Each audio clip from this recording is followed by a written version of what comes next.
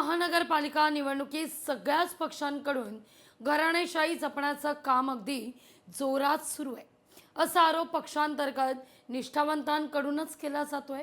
माजी आमदार, माजी नगरसेवक यांचीच मुलं निवडणुकीच्या मैदानात उतरण्याकरता सर्वपक्षीय जोरदार लॉबिंग सुरू आहे।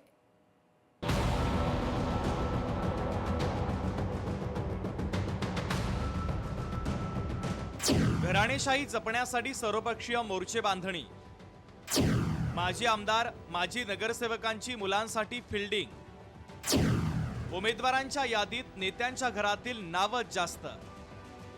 मुंबई पुण्यासह निवडणूक कार्यक्रम जाहीर झालेल्या महापालिकांसाठी 15 जानेवारीला मतदान होणार आहे। या निवडणुकीसाठी आचारसंहिता लागू झाल्यापासून सर्व राजकीय पक्षांनी आपापल्या उमेदवारांची यादी करण्यासाठी मॅरेथॉन बैठकांचं सत्र देखील सुरू केलं आहे। एकीकडे नेते उमेदवार निश्चित करण्यासाठी मुलाखती घेत आहेत, तर दुसरीकडे आपली उमेदवारी फायनल व्हावी यासाठी भावी नगरसेवकांनी जोरदार लॉबिंग सुरू केली आहे। पुणे महानगरपालिका निवडणुकीच्या उमेदवारांच्या रांगेत सामान्य कार्यकर्त्यांच्या पुढे नेत्यांची लाडकी मुलंच जास्त असल्याचं चित्र आहे। पुण्यात 41 प्रभागांमध्ये 165 नगरसेवक निवडून जाणार आहे। महापालिकेत नेत्यांच्या मुलांना जायचं असल्यामुळे कार्यकर्त्यांनी फक्त सतरंजा उचलायचं काम करायचं का, असा सवाल सर्वच राजकीय पक्षातील कार्यकर्ते उपस्थित करतात। जे कार्यकर्ते आहेत, जे आता पदाधिकारी आहेत, पण त्यांच्या घरामध्ये कोणी ना कोणीतरी आमदार आहे किंवा माजी आमदार झालेले, तर त्यांना कुठेतरी घराणेशाही म्हणून त्यांचा ठपका पडताना पण दिसतोय।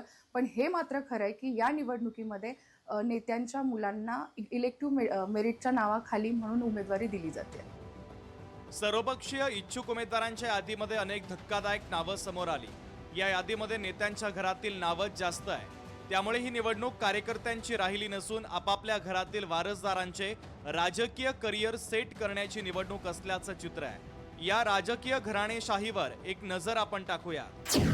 मयुरेश वांजळे, रमेश वांजळेंचे पुत्र, महेश पुंडे, कालिंदा पुंडे यांचा मुलगा, गिरिराज सावंत, तानाजी सावंतांचा मुलगा, ईशान तुपे, चेतन तुपेंचा मुलगा, चेतन टिळेकर, योगेश टिळेकरांचा भाऊ, हेमंत बाघुल, आबा बाघुल यांचा मुलगा, प्रियंका शेंडगे, सरस्वती शेंडगेंची कन्या, सुरेंद्र पठारे, बापू पठारेंचा मुलगा, प्रणव धंगेकर, रवींद्र धंगेकरांचा मुलगा, सुप्रिया कांबळे, सुनील कांबळेंची कन्या, हर्षवर्धन मानकर, दीपक मानकरांचा मुलगा, राघवेंद्र मानकर, दीपक मानकरांचा मुलगा, करण मिसाळ, माधुरी मिसाळांचा मुलगा, रुपेश मोरे, वसंत मोरेंचा मुलगा, राघवेंद्र मानकर, दीपक मानकरांचा मुलगा, स्पर्धा बापट, गिरीश बापट यांची सून,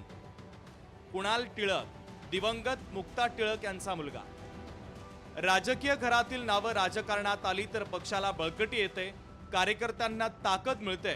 अनेक वर्ष राजकीय काम करत असताना जनतेशी नाळ जोडलेली असते, असं म्हणत रवींद्र धंगेकर यांनी घराणेशाहीला समर्थन दिलंय। काही ठिकाणी आपली नावं आणल्यानंतर पक्षाला बळकट येते, कार्यकर्त्यांना बळकट येते, आजूबाजूचे 2-3 जण असतात त्यांना ती ताकद मिळते।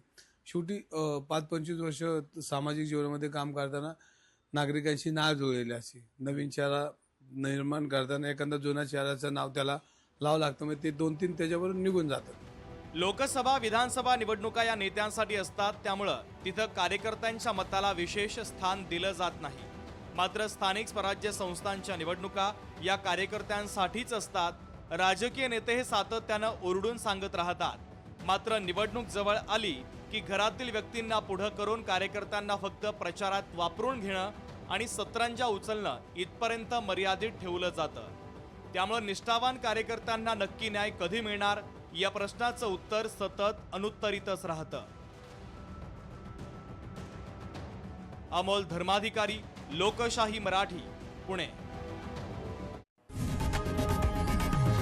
लोकशाही मराठी ऐका, पहा, जागरूक रहा।